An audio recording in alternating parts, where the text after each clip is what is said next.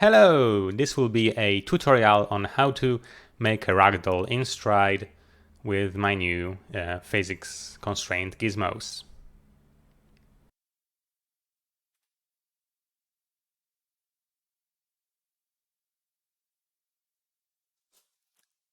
Let's get into it.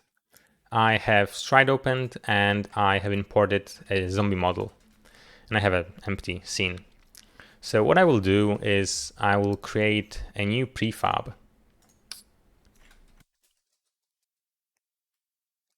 Okay, I will create a prefab called zombie ragdoll, which will be the container for our ragdoll. Let's go ahead and drag in the model.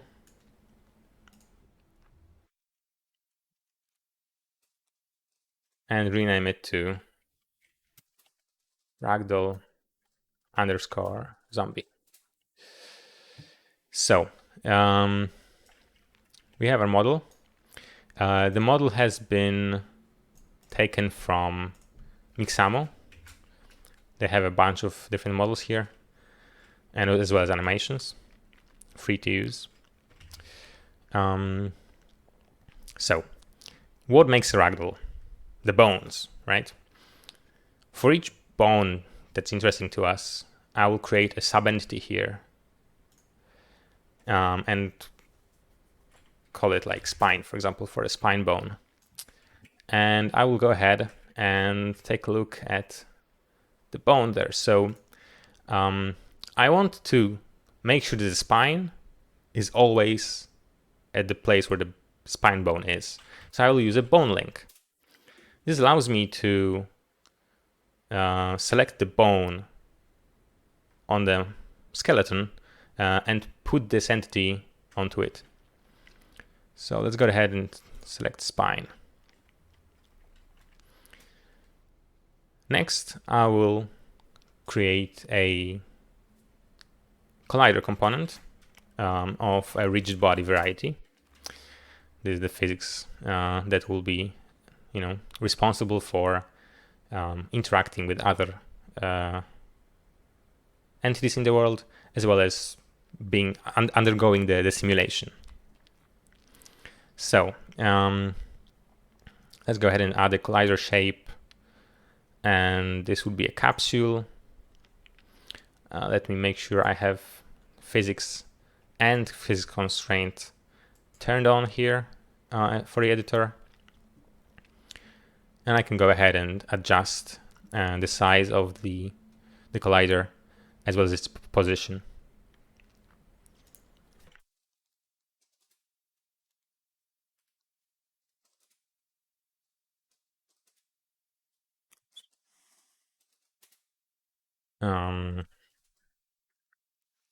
It takes a bit of playing with the different parameters to get it right.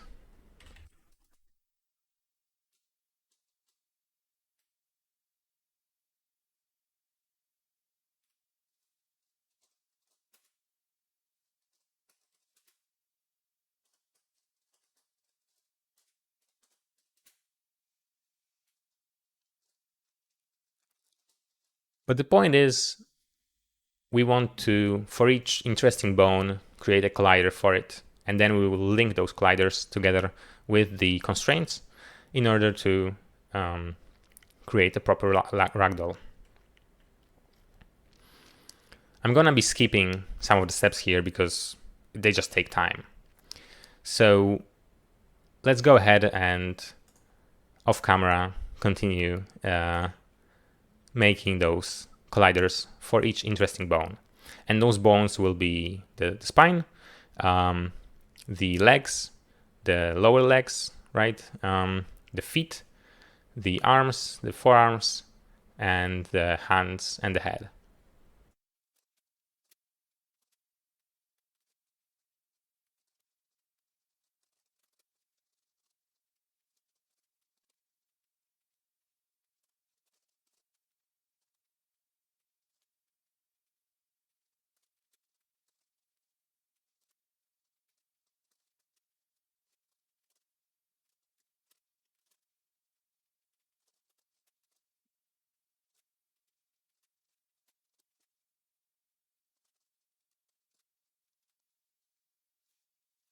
Okay, so one thing you can note here that I'm doing is I'm making sure that the collider is more or less correctly within the given bone, you know? So to make sure that I see it properly, I validate it without the model present. In general, you don't want the bones to be very, very tight and like covering each other. They can, because we will later disable collision between the neighboring bones. However, it might be a tad better to have some space rather than just completely cover them together. But I have to say, like, this Ragdoll is pretty decent to get around. Like, this model, this skeleton is very nice for this kind of work. It's going pretty fast, actually. It's actually the first time I'm ever doing feet colliders, and I was kind of surprised to see this bone going at an angle like this. So I'm not sure how it's going to look later. But yeah, something like this should be alright. Should be manageable.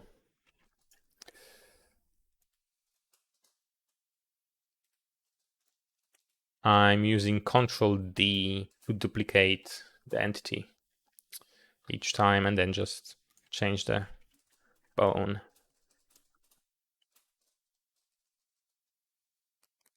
Left foot. All right, something like this.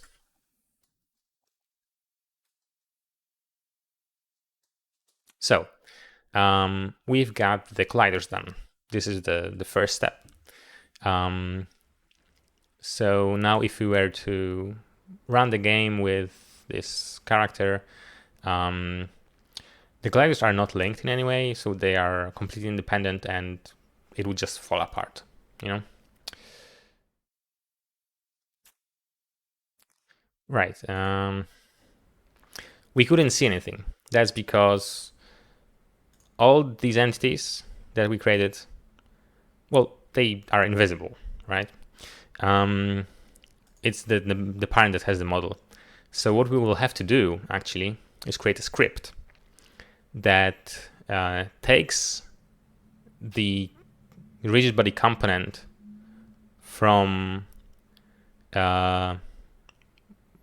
this entity, take the bone link, and rewrite this bone name onto the rigid body's node name, and then apply it to the parent. So let's go ahead and do that right now. So this script we will put onto the prefab entity and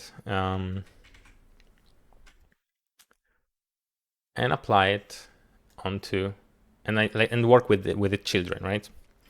So let's do this. For each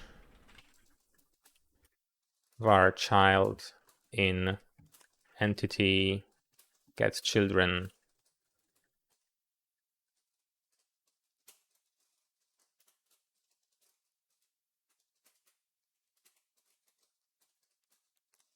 var bone link equals child get component. Just get child get no,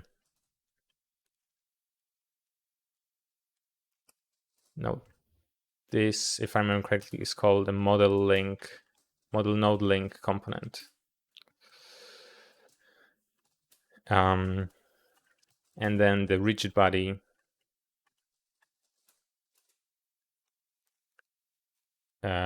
will be, let's also call it to list on this, so that we have a copy of get children. And we can modify the children as we process them. So this will be child get rigid body component, and I need to include stride physics.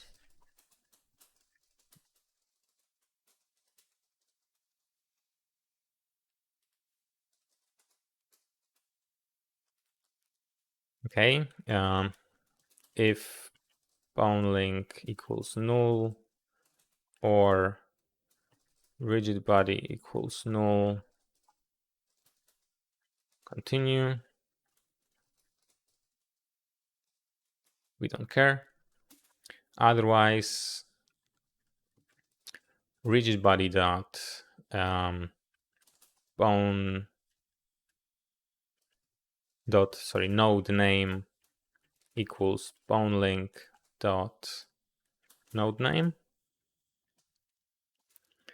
and child remove rigid body entity add rigid body,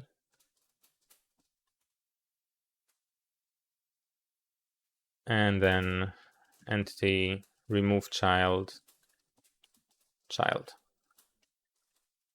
We no longer need it. We only need those children for edit time visualization. Okay, let's go ahead and try that. Okay. So I had to do a little bit of debugging, and you cannot really do that apparently. You cannot remove a rigid body from a child and add it to the parent if the rigid body has been already initialized within a scene for some reason. So I had to do it in a slightly different way.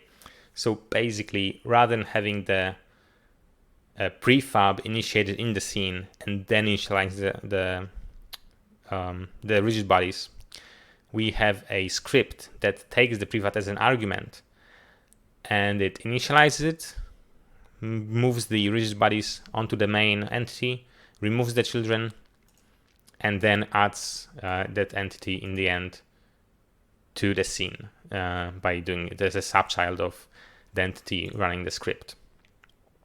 And this grants us the bones correctly. So if I now comment this kinematic to let the bones run, and also modify this to hide the collider shapes for debugging purposes, I should get a liquidy model. Exactly. Now we can see that there's something here that's keeping the bones in place.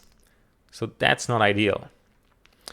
The ragdoll is supposed to, like the spine, it's supposed to be one of those bones that make the whole thing move.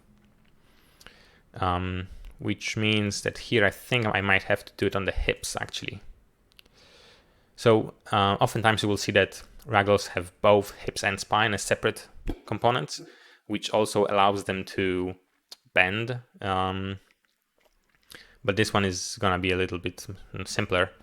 So I'm just gonna go ahead and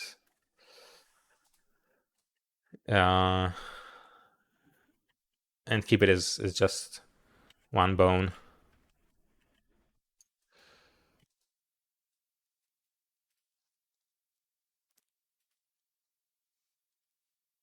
And it should allow me to have nothing keeping the bones. Yeah, okay, that's better. So this is what we get without any constraints. So now we can go ahead and start adding the constraints. I will go ahead and create a entity called constraints, and I will later in the script find this entity by name and pull the constraint components out of it again, either onto the main entity or actually I might just keep it as a child. So let's go ahead and start creating constraints. Physics constraint, and let's say that we first want to do a constraint between the head and the body. So let's go ahead and get those in there, and this will be a cone twist constraint. So most constraints within the body are going to be cone twist, which gives some swivel in any direction, except for like elbows, which are the hinge, and the knees. So let's take a look. When you create the component here, it first might not appear. So if I go ahead and reselect the entity, there we go. So what I want to do is I want to position those arrows in the same place, right? So I might need to do some rotation. Let's see.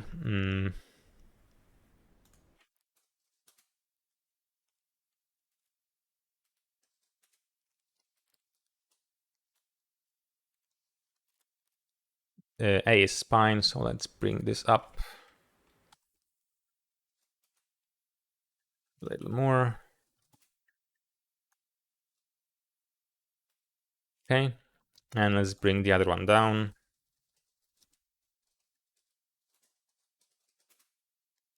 Perfect. So now we can go ahead and also adjust the limits. This is how much it can go to the sides. Actually, this should be -90 because you can see in the helper there, when we adjust the swing span,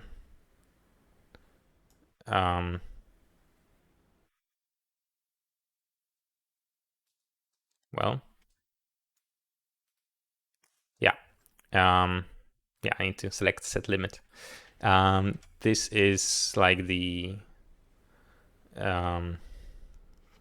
range in which it will move, right? So basically, I think I might actually lift it a bit more.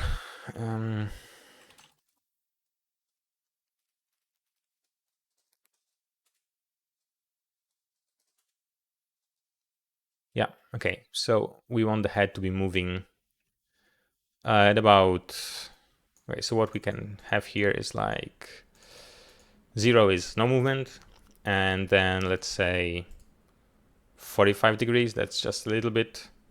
If I go 90 degrees,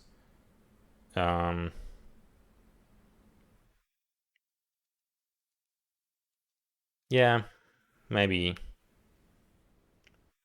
let's do like 45 on the Z and 90 on the Y, something like this. You know, you can play with it. And then for twisting, we want to limit the twist angle as well. Something like this. Well, maybe a little more near 90, right? I cannot do, I mean, I can do full 90, but anyways. Right. So there you go. That's the head. And we go ahead and do the same for more of the body parts. I'll, for the most part, be linking them to the spine directly. Left arm, let's go and see. And again, cone twist. Again, we select the entity, have them show up.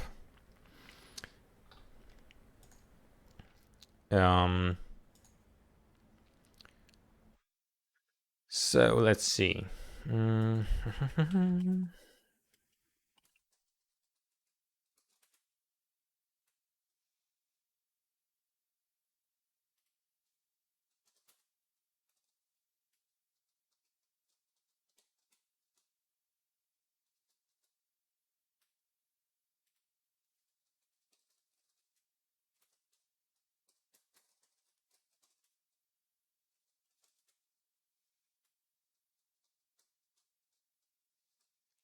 It takes a bit of, just fiddling around, figuring out what's the best position. Um,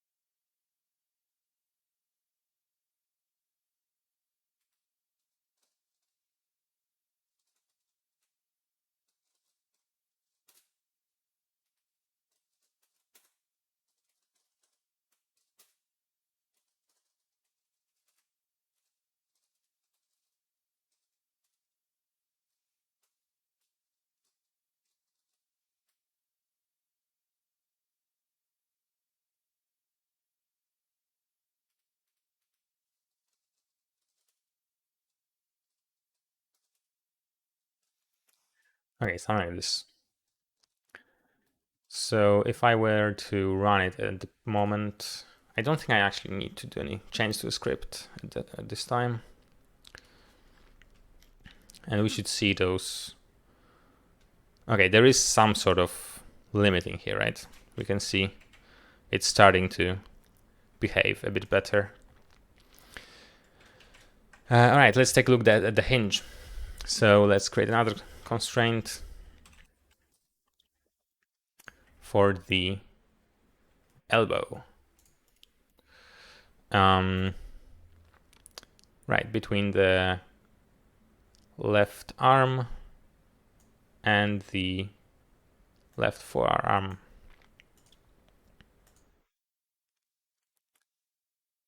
Okay, so now with the hinge, you can see right now this is the hinge axis, right? So I'm not going to actually rotate them much.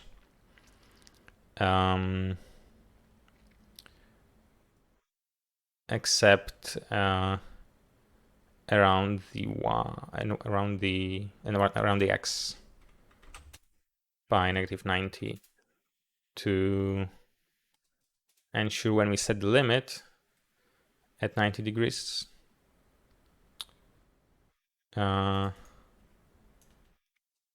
Right, which means that this will be the range of the movement on this hinge. Okay, let's go ahead and move them together.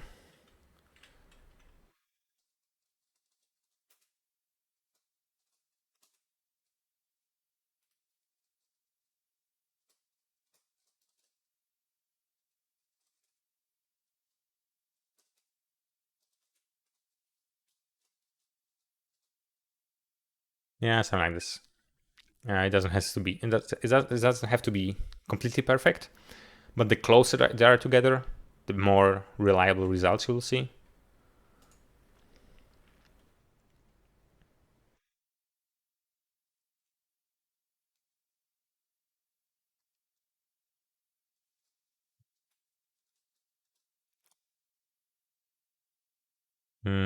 Yeah. Okay, so it's jiggling, and that's something that I forgot to do, right? That I promised earlier, that we would disable collision between bodies. So those guys, those two, they should not be colliding. This will give us much better results, and we do it for all the constraints. So we will collide with other entities, even other bones, other than the one that is on the given constraint. Yeah, that looks a bit better. Cool. So now I'll have to do the hard work of completing all of those constraints. But of course I can copy the values a bit when it comes to mirroring the bones on the other side. Oh, I made a mistake with the elbows. They're supposed to face down rather than to the side. Because like, hold on. It's supposed to. Oh yeah. So the axis is supposed to go vertically, and the angle is supposed to be near 180 on this side. So yeah, I totally messed it up.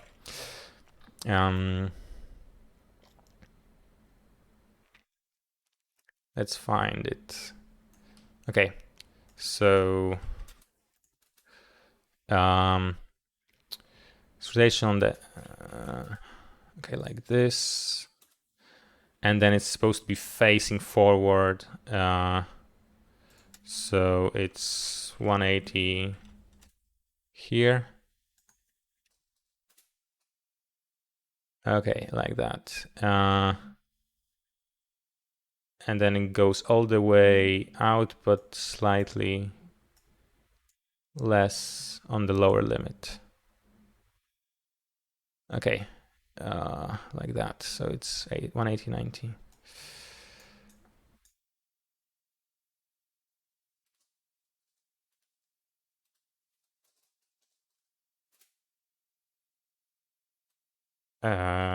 No, it was 180 here and 90 here.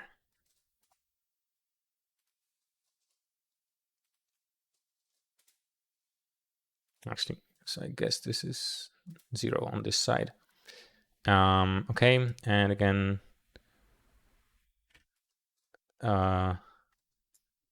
this time it's gonna be, yeah, this one is slightly less. Okay. Yeah, that will make it a bit better. A bit more natural.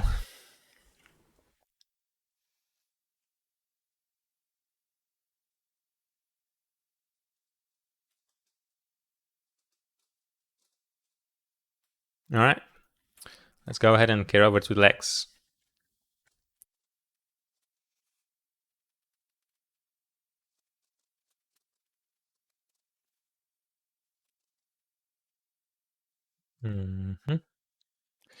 So with the legs, again, we need to like correctly set up the hinge. So the hinge axis is as it is now, and I think the forward I'm gonna set up to be downwards. So like that, and then I'm gonna limit the rotation to just this side. And let's bring it up.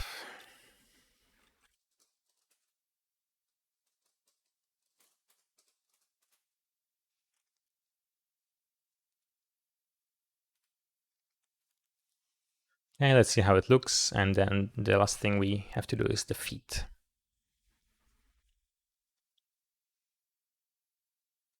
So it already looks pretty nice.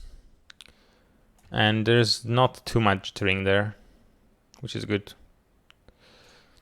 So let's look at the feet. When I have a foot, it's more of a cone twist, I would say, than a hinge. I can move my feet in different directions.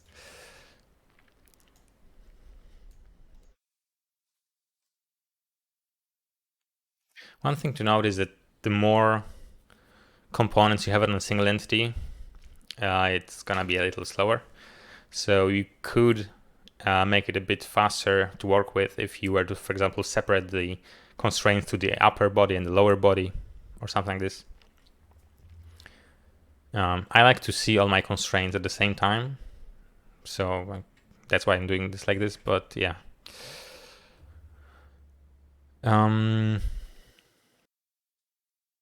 All right.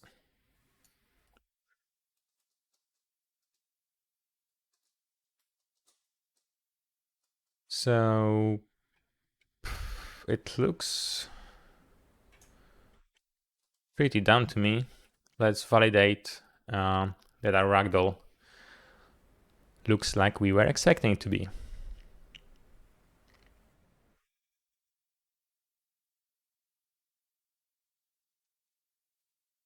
Yeah, the zombie dies and um,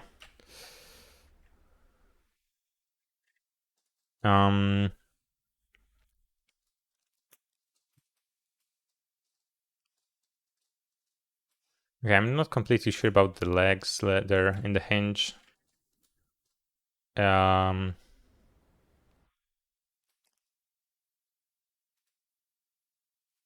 but anyways, you can go ahead and tweak it to your liking, you know.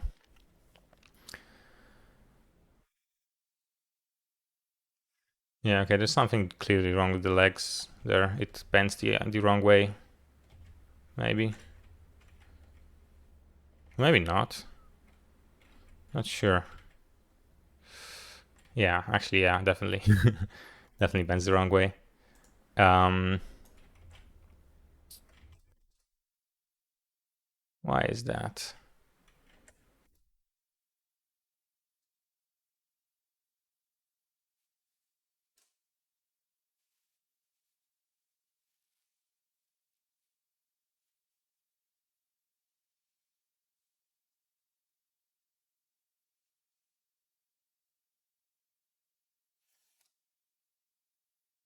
Okay, that's better.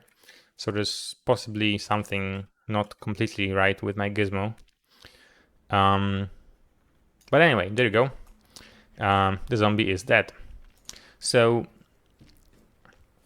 now that we have the ragdoll running, let's think about some cool things you can do here. So ahead and say kinematic. Um, and then in the end, let's convert that to a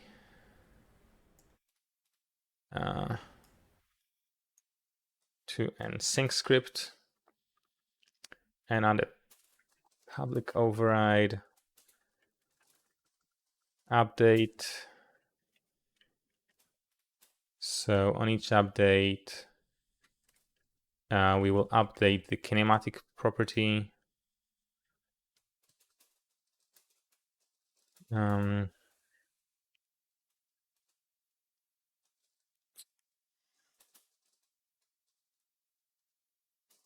actually, let's go ahead and say that this Ragdoll is a private entity.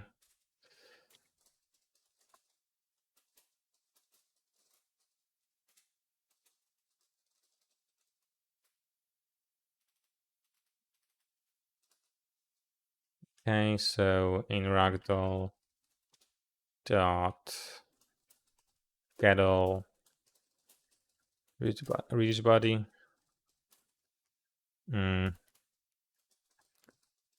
Body dot is kinematic, so we can modify it dynamically, right? And then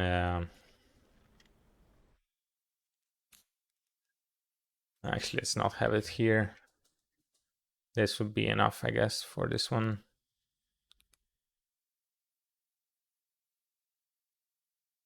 I don't know. No? Save.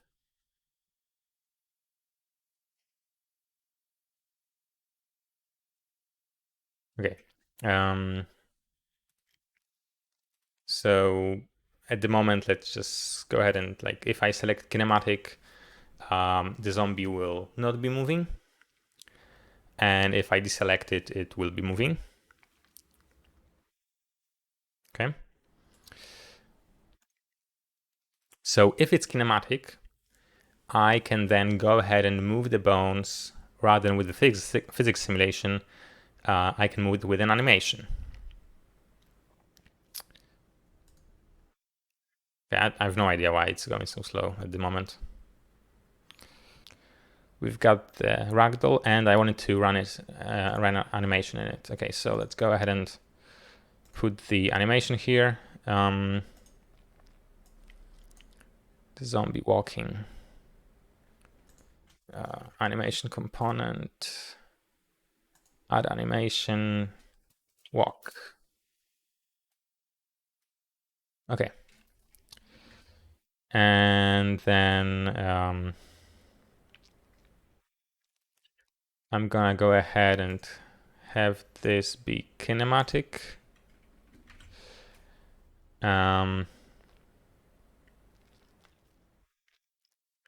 And in here we will say that for each rigid body dot on. Actually, is there there's a waiter. Okay, so we'll do script dot add task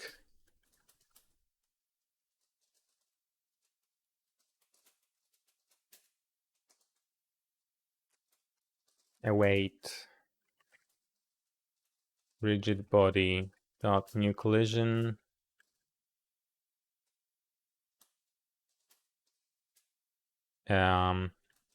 kinematic equals false. So if anything touches the body, it has to be async. If anything touches the body will collapse on itself, you know? Okay. So I've added animation, so when I need to invoke it, let's create a script for that.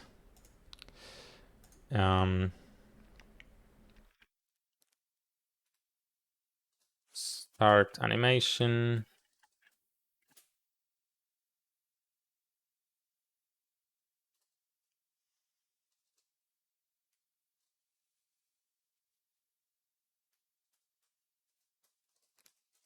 And let's just do it.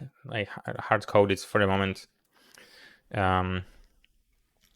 So entity dot get animation component play walk. Of course, ideally the walk would be a parameter here, but let's just do it quickly like this.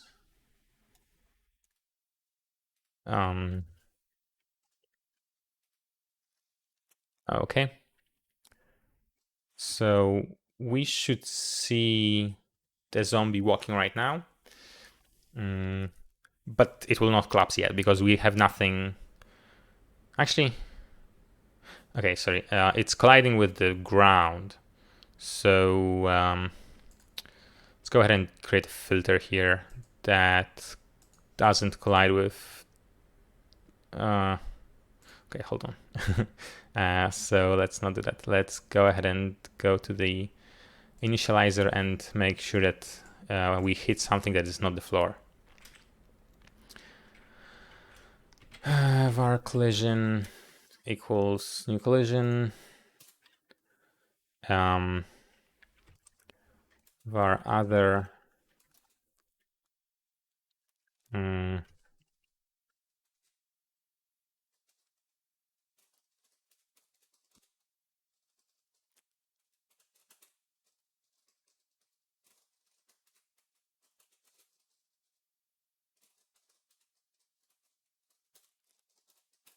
If other is static, collider. If other is not.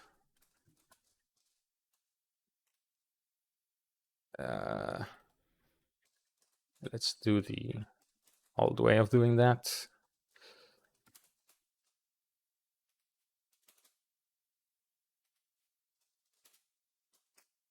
Come on.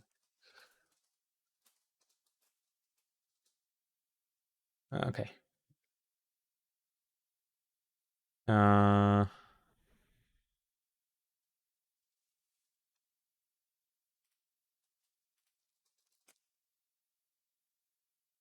I'm not really fond of the in-editor script editor. Anyways, so now it should be standing.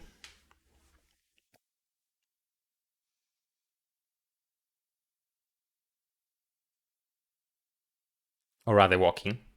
Okay, so you can see the animation is playing correctly. And now I should have a script, the thrower script. Let's copy that over and we'll talk about what it does in a moment.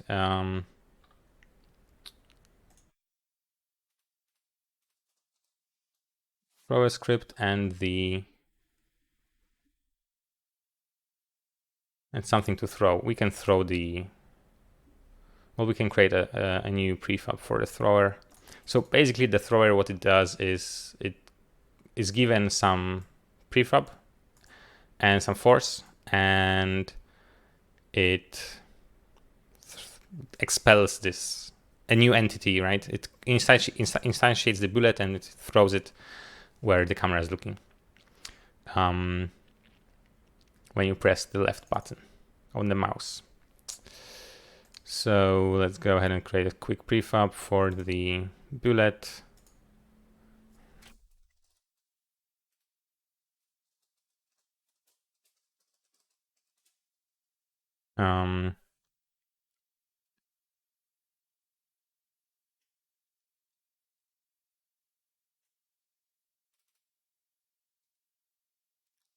And I'll just put the sphere in there and give it a collider.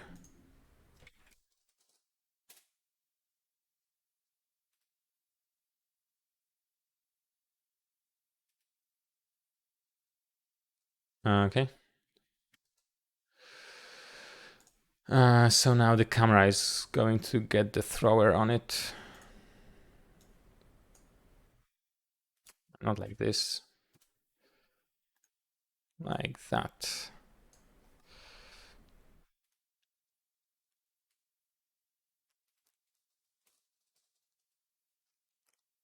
Okay.